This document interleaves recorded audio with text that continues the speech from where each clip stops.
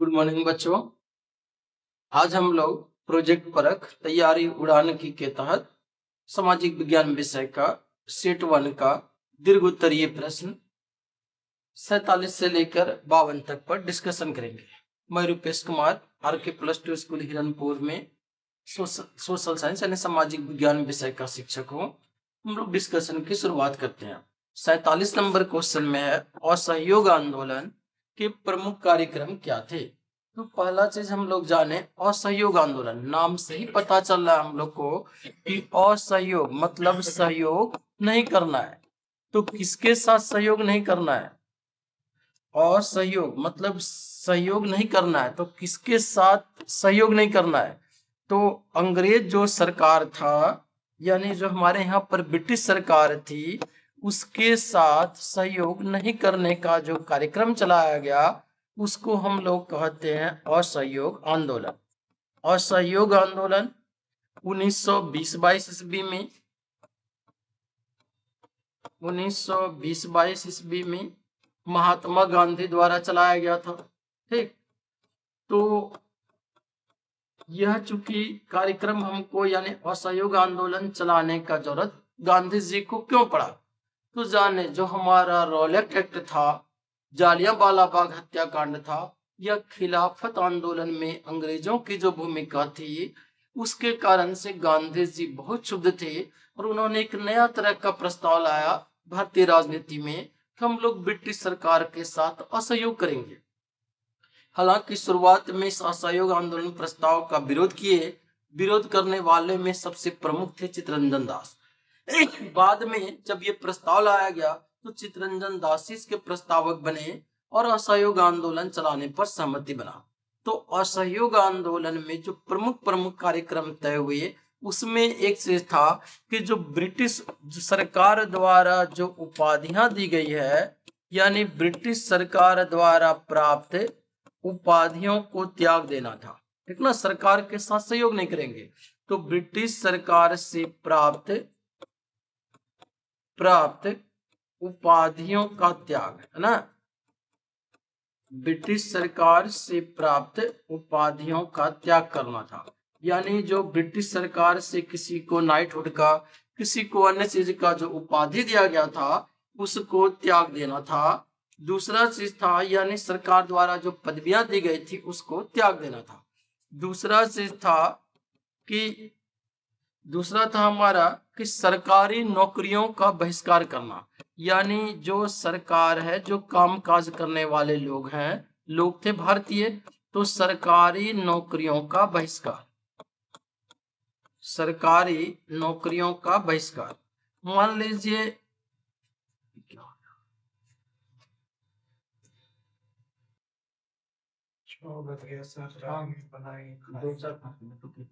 दूसरा, अब लोग 48 नंबर क्वेश्चन पर अब आए। तो हमारा है यहाँ पर संघीय शासन व्यवस्था की प्रमुख विशेषताएं बताइए। हम लोग जानते हैं संघीय शासन उसको कहते हैं, संघीय शासन संघ व्यवस्था हुआ है जिसमें राज्य शक्ति के वितरण में केंद्र के साथ हिस्सेदारी रखता है। तो यानी संघीय शासन व्यवस्था बहुत सारे देशों में अपनाया गया अलग अलग, जैसे ऑस्ट्रेलिया में, जैसे कनाडा में, जैसे भारत में, अमेरिका में अलग अलग, कहीं महापरिसंघ है, कहीं संघ है, बनाने का तरीका अलग अलग है। हम लोग जाने संघीय शासन व्यवस्था की विशेषताएं क्या क्या होती है। तो संघीय शासन व्यवस्था की विशेषताएं क्या क्या होती है ना, संघीय शासन व्यवस्था की विशेषताएं। तो संघीय शासन व्यवस्था की विशेषताएं क्या क्या होती है। तो एक है संघीय शासन व्यवस्था में सरकार दो या अधिक स्तरों वाली होती है ना। सरकार दो स्तर का, यानी जिसको हम लोग कह सकते हैं एक केंद्र सरकार, दूसरा राज्य सरकार। तो सरकार दो या अधिक स्तरों वाली होती है। तो सरकार दो या अधिक स्तरों वाली होती है।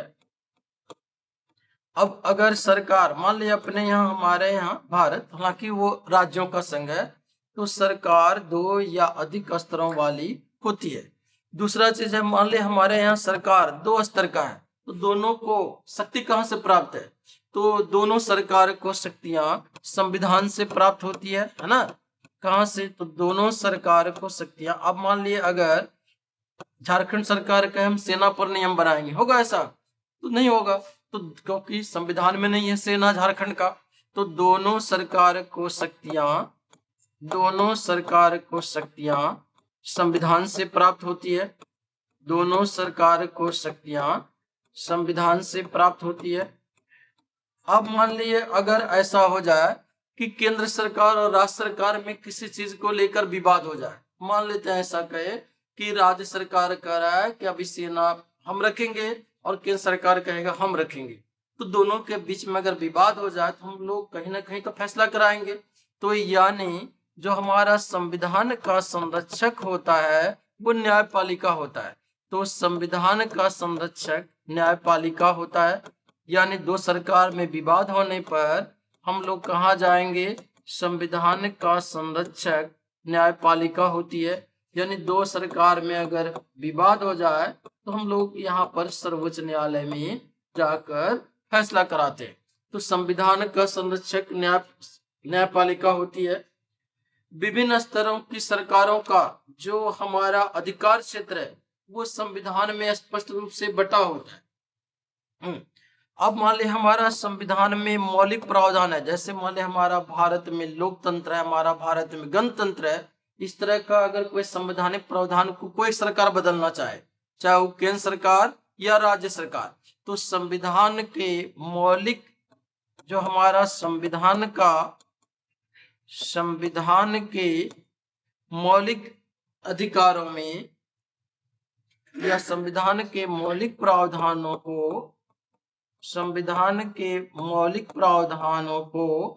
कोई भी सरकार अकेले नहीं बदल सकती है। संविधान के मौलिक प्रावधानों को कोई भी सरकार अकेले नहीं बदल सकती है।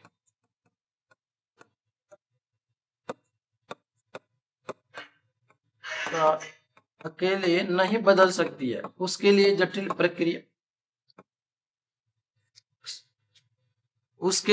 जटिल प्रक्रिया होती है जिसके तहत के हम लोग इसको बदल।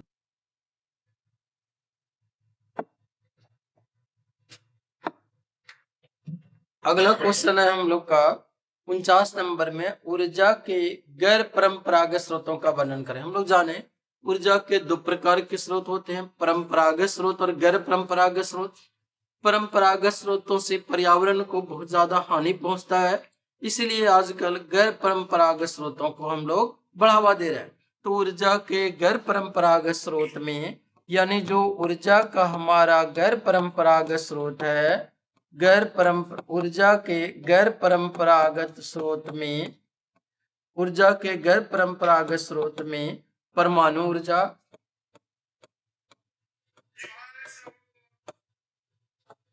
ऊर्जा के गैर परंपरागत स्रोत में परमाणु ऊर्जा, सौर ऊर्जा, पवन ऊर्जा आदि आते हैं, एक तरह से कहें, है ना। तो हमारा ऊर्जा का गैर परंपरागत स्रोत में सौर ऊर्जा, पवन ऊर्जा, बायोमास, ज्वारीय ऊर्जा, भूतापीय ऊर्जा, इस प्रकार के कई ऊर्जा स्रोत शामिल हैं। हम लोग जाने जो कह रहे हैं कि गैर परंपरागत स्रोतों का वर्णन कीजिए। तो परमाणु ऊर्जा, ये जो हमारा परमाणु ऊर्जा है, ऊर्जा का गैर परंपरागत स्रोत में ये परमाणु ऊर्जा यूरेनियम और थोरियम से प्राप्त किया जाता है। परमाणु ऊर्जा यूरेनियम और थोरियम से प्राप्त किया जाता है।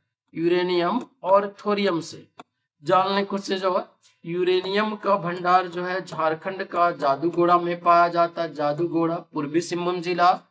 और थोरियम का भंडार मोनाजाइट रेत के रूप में केरल का समुद्र तट में बालू में पाया जाता है। ठीक है, अभी हमारे यहाँ परमाणु ऊर्जा का भारत में लगभग 2%, करीब हम लोग का 2% से भी कम बिजली का उत्पादन होता है परमाणु ऊर्जा से। दूसरा हमारा सौर ऊर्जा।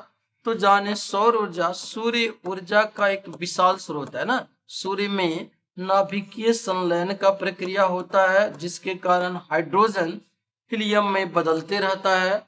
और ये जो प्रक्रिया होता है उसके कारण सूर्य बहुत ज्यादा ऊर्जा देता है। हम लोग पृथ्वी पर सोलर प्लेट लगाकर इस ऊर्जा का उपयोग कर रहे हैं, है ना। सौर ऊर्जा से पर्यावरण को भी हानि नहीं होता है कोई। पवन ऊर्जा, तो बोला पवन ऊर्जा, पवन बड़ा बड़ा चक्की चलाकर पवन से हम लोग ऊर्जा का उत्पादन करते हैं। पवन ऊर्जा का संभावना ज्यादातर, इससे पर्यावरण को कोई हानि नहीं है। और ये पवन ऊर्जा का फॉर्म हमारा तमिलनाडु में, पवन ऊर्जा का फॉर्म तमिलनाडु में कहा, जो आंध्र प्रदेश में, कर्नाटक में, गुजरात में, केरल में, महाराष्ट्र आदि इलाकों में बहुत ज्यादा फैला हुआ है। बोला ग्रामीण इलाकों में झाड़ियों से या कृषि अपशिष्टों से, पशुओं से या मानव जनित अपशिष्टों के उपयोग से घरेलू उपयोग हेतु हमारा बायोगैस उत्पन्न किया जाता है।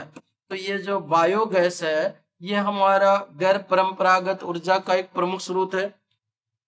बोला हम लोग उसी प्रकार से महासागरीय तरंगों से, महासागर में जो ज्वार भाटा उत्पन्न होता है, तरंगे उत्पन्न होता है, उससे हम लोग महासागरीय तरंगों से विद्युत उत्पादन करते हैं।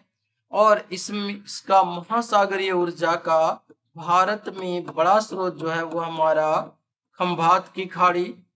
महासागरीय जो ऊर्जा प्राप्त होती है इसका बड़ा स्रोत है खंभात की खाड़ी में। खंभात की खाड़ी कहाँ?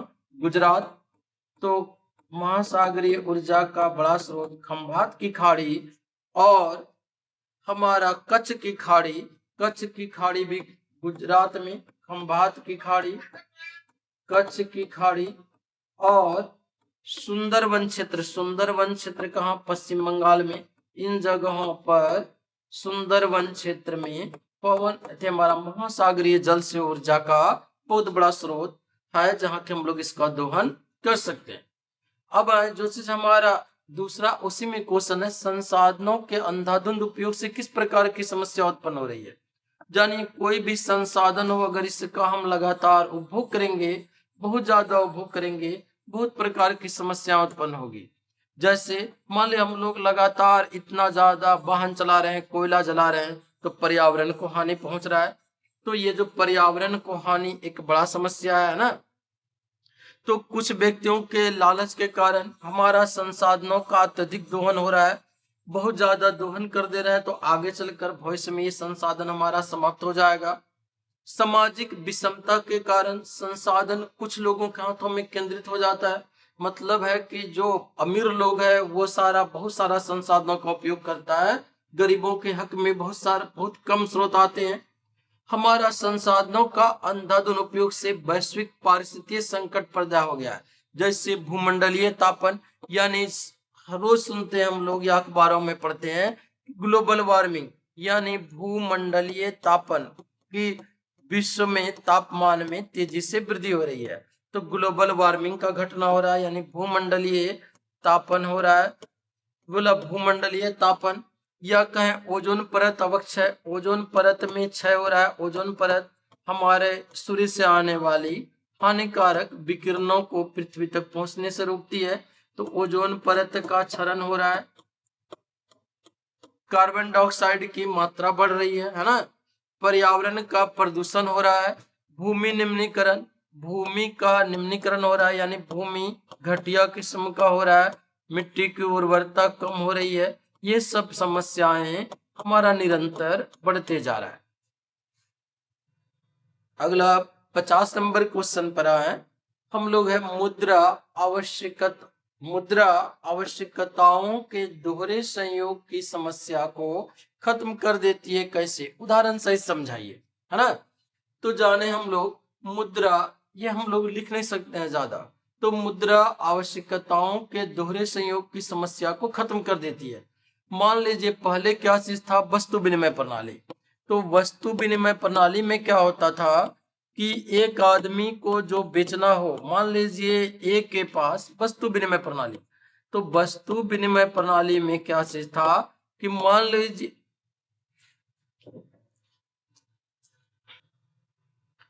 वस्तु विनिमय प्रणाली है ना, तो वस्तु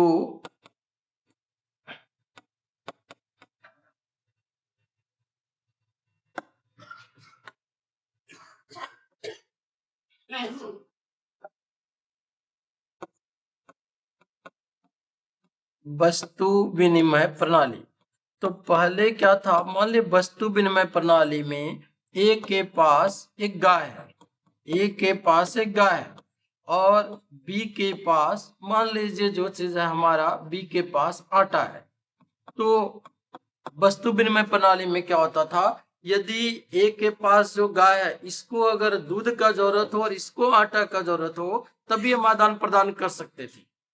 इसको जरूरत नहीं है, मान ली इसको दूध का जरूरत है लेकिन इसको आटा का जरूरत नहीं है, तो हम आदान प्रदान नहीं कर सकते हैं।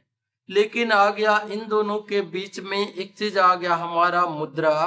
तो मुद्रा काम क्या क्या, इस आवश्यकता के दोहरे संयोग की व्यवस्था को खत्म कर दिया।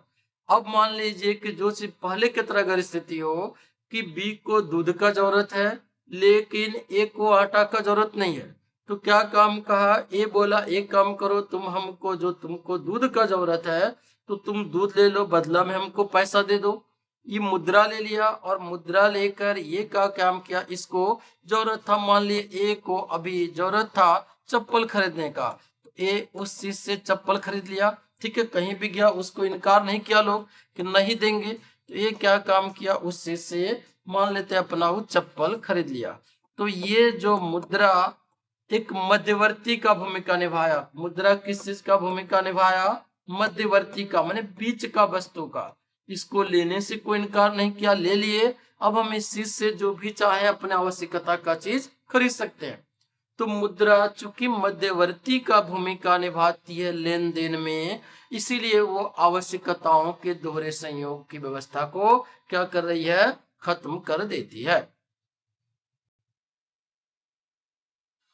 अगले क्वेश्चन 51 नंबर क्वेश्चन पर आते हैं हम लोग। क्वेश्चन है, फ्रांसीसी लोगों के बीच सामूहिक पहचान का भाव पैदा करने के लिए फ्रांसीसी क्रांतिकारियों ने क्या कदम उठाए। ठीक ना, तो यानी हम लोग जानते हैं कि राष्ट्रवाद का पहला स्पष्ट अभिव्यक्ति हुआ 1789 ईस्वी का फ्रांसीसी क्रांति में, और शीघ्र ही फ्रांसीसी लोगों ने सत्ता अपने हाथों में ले ली। उसके बाद क्रांतिकारियों ने ऐसे कई कदम उठाए जिससे लगे कि फ्रांसीसी लोगों के बीच एक सामूहिक पहचान की भाव पैदा हो। सामूहिक पहचान मतलब एक राष्ट्रवाद का भाव पैदा हो। जैसे जान ले, हम लोग भारत में रहते हैं, हम लोग पाकुड़ में आसपास में, यहाँ से 15-20 किलोमीटर पर बांग्लादेश है। बांग्लादेश में भी क्या घटना घट रहा नहीं पता है, लेकिन दिल्ली में यहाँ से 1000 किलोमीटर से ज्यादा दूरी पर है, ट्रेन में चढ़ने में बहुत सारे लोग कुचल गए पता है। महाकुंभ में क्या हो रहा है पता है। तो ये हमारा एक, केरल में क्या हो रहा है ये भी पता रहता है लोगों को, जम्मू कश्मीर में क्या हो रहा है ये पता रहता है। ये एक राष्ट्रवादी भावना है। उसी प्रकार से फ्रांसीसी क्रांतिकारियों ने इस राष्ट्रवाद का सामूहिक पहचान का भाव पैदा करने के लिए जो जो कदम उठाए, उनमें से कुछ प्रमुख कदम थे। सबसे पहले उन्होंने पितृभूमि कि पितृभूमि बने, ये हमारा जो फ्रांसीसी भूमि है ये हम सबों का एक तरह की पितृभूमि है। और नागरिक जैसे हम लोग सब लोग जो है ये पितृभूमि और नागरिक सब लोग, हम लोग एक फ्रांसीसी नागरिक है। जैसे बोले हम लोग हैं और केरल का लोग है, वो बोलता है मलयालम में क्या, हम लोग बांग्ला में क्या, दोनों को अता पता नहीं है, लेकिन हम सब मानना है कि हम लोग एक ही राष्ट्र के हैं, हमारा एक सामूहिक हित है।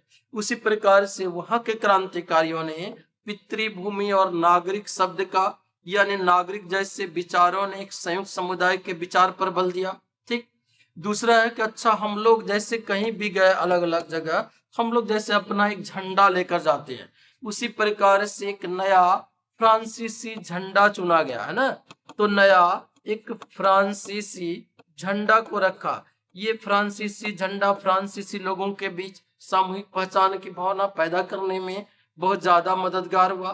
फ्रांसीसी झंडा भी वो तिरंगा झंडा था, और जिससे उसका यानी उसको फ्रांस देश का राष्ट्र ध्वज माना जाने लगा। ठीक, तीसरा है कि स्टेट जनरल जो वहां चुनाव होता था, तो स्टेट जनरल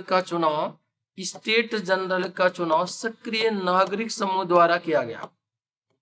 ये नहीं था कि जो पहले विशेषाधिकार था, विशेष लोग चुनते थे, तो स्टेट जनरल का चुनाव सक्रिय नागरिक समूह द्वारा किया गया है ना। तो जो पहले विशेष लोग चुनता था वो नहीं रहा, स्टेट जनरल का चुनाव सक्रिय नागरिक समूहों द्वारा, स्टेट जनरल का चुनाव सक्रिय नागरिक समूहों द्वारा किया जाने लगा। और अब राष्ट्र के नाम पर, जैसे मान ले हम लोग हैं, अपने यहाँ राष्ट्रगान है, राष्ट्रगीत है, उससे हमारा राष्ट्र का पहचान आता है।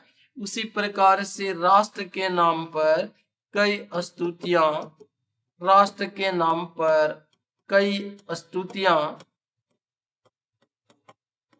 स्तुतियां या पाठ या रचना आदि को रचा गया, जिससे कि फ्रांसीसी नागरिकों में शहीदों का गुणगान भी किया जाने लगा। तो कई स्तुतियां, पाठ, शपथ, वो कर लेंगे। तो कई स्तुतियां, जो हमारा स्तुतियां, शपथ है ना, या हमारा जो कहा शहीदों का गुणगान आदि किया गया। जो हमारा एक केंद्रीय प्रशासनिक व्यवस्था लागू की गई। तो एक फ्रांस के लिए एक केंद्रीय प्रशासनिक व्यवस्था, फ्रांस के लिए एक केंद्रीय प्रशासनिक व्यवस्था लागू की गई, जिसमें सभी नागरिकों के लिए समान कानून बनाए गए।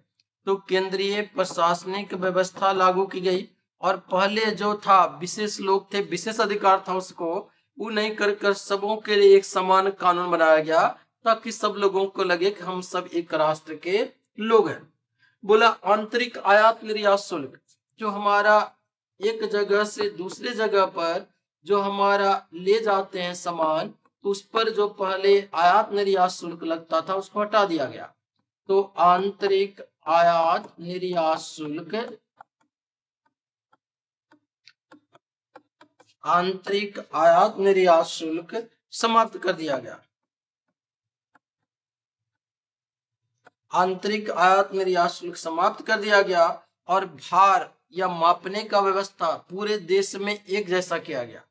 और भी चीज किया क्रांतिकारियों ने, जैसे अलग अलग क्षेत्र में जो क्षेत्रीय बोलियां बोली जाती है, जैसे मान ली अपने यहाँ हम लोग देश का एक सामूहिक पहचान के लिए कहीं अलग बोलते हैं, कहीं बांग्ला, कहीं उर्दू, कहीं खोरठा, तो कहीं मलयालम, कहीं तमिल, कहीं तेलुगु, उन सबों को मिलाकर उसी तरह से फ्रांस में सिर्फ एक भाषा, जो पेरिस में बोला जाने वाला भाषा था फ्रेंच भाषा, उसको राष्ट्रीय भाषा के रूप में चुना गया। और इस प्रकार से क्रांतिकारियों ने पूरे फ्रांस में सामूहिक पहचान का भाव पैदा करने में मदद। अब आए हम लोग 52 नंबर क्वेश्चन पर। भारत का जो मानचित्र दिया गया है उसमें कुछ इस तरह का आपको आएगा। लास्ट क्वेश्चन 52 नंबर क्वेश्चन में सामाजिक विज्ञान में, कि 52 नंबर क्वेश्चन मैपिंग रहेगा। मैप में अलग अलग तरह का चीज देंगे, वो मैप अगर दर्शा लेते हैं तो नंबर पूरा पूरा मिलेगा। तो बोला जो हमारा बहुत बार उस पर कुछ लिखने भी आ जाता है, तो हम लोग यहाँ बता देंगे। तो बोला दिए गए भारत के मानचित्र पर निम्न को दर्शाइए, है ना। तो ये जो भारत का मानचित्र दिया गया उस पर हमको दर्शाना है यहाँ भाखड़ा बांध, जमशेदपुर और मुंबई हाई तेल क्षेत्र को। जाने भाखड़ा नांगल बांध ऐसे पंजाब राज्य में, इस जगह पर, ये वाला राज्य है पंजाब, पंजाब राज्य में सतलज नदी पर स्थित है। ये एक मिनट, भाखड़ा नांगल बांध पंजाब राज्य में सतलज नदी पर स्थित है। और जान लें ये एकदम पंजाब घुसते ही है इस जगह, हिमाचल प्रदेश का। और ये भाखड़ा नांगल बांध भारत का सबसे ऊंचा बांध है ना। तो भाखड़ा बांध किस स्टेट में है, यहाँ पर है आपका भाखड़ा बांध, इसको हम लोग इधर लिखते हैं। तो भाखड़ा बांध जो चीज है ये कहाँ पर है, हमारा भाखड़ा बांध है हमारा पंजाब में। तो भाखड़ा बांध है कहाँ पर, ही पंजाब में। और किस नदी पर है, तो सतलज नदी पर है, ठीक है। और यह भारत का सबसे ऊंचा बांध है जो 226 मीटर ऊंचा है। तो भाखड़ा बांध हो गया, हम लोग मैप में वहां दर्शा देंगे। अगर लिखने आएगा तो लिख भी देंगे, पंजाब राज्य में सतलज नदी पर है, भारत का सबसे ऊंचा बांध है, 226 मीटर ऊंचा है। दूसरा जो हम लोग मैप में दिए हैं वो है हमारा जमशेदपुर, है ना। जमशेदपुर जानते हैं अपना झारखंड में है, झारखंड का औद्योगिक राजधानी कहा जाता है हमारा जमशेदपुर को। जमशेद जी नसरवान जी टाटा द्वारा बसाया गया, स्वर्णरेखा नदी के किनारे है। जमशेदपुर, और यहाँ टिस्को का कारखाना है जो बहुत इंपॉर्टेंट है। तो जमशेदपुर ये जगह पे है हम लोग का जमशेदपुर, पूर्वी सिंहभूम में, है ना। पूर्वी सिंहभूम जिला है जिसका मुख्यालय जमशेदपुर, और जमशेदपुर जो है ये हमारा यहाँ पर टिस्को का कारखाना यानी Tata iron and steel company का कारखाना है, जो 1907 ईस्वी में फारसी उद्योगपति जमशेदजी नसरवान जी टाटा द्वारा लगाया गया। तीसरा हमारा मुंबई हाई तेल क्षेत्र है ना, मुंबई हाई तेल क्षेत्र यानी बम्बई के निकट, इस जगह पे हमारा बम्बई, और इसके बगल में इस जगह समुद्र के नीचे से जो हम लोग समुद्र के नीचे से यहाँ पर जो हम लोग तेल निकालते हैं, कच्चा तेल, ये हमारा बम्बई हाई तेल क्षेत्र जो भारत का एक प्रमुख तेल उत्पादन का क्षेत्र है। आज इतना ही, हम लोग दीर्घ उत्तरीय प्रश्न पढ़ लिए। अब जो दिक्कत रहेगी उसके बारे में फिर आगे डिस्कस